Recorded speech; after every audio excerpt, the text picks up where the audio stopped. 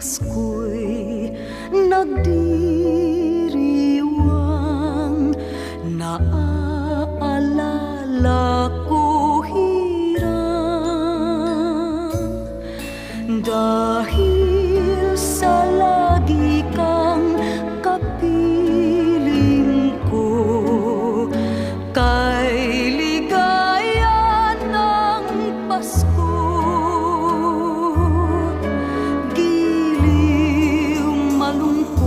Ang bawat araw, kahit na Pasko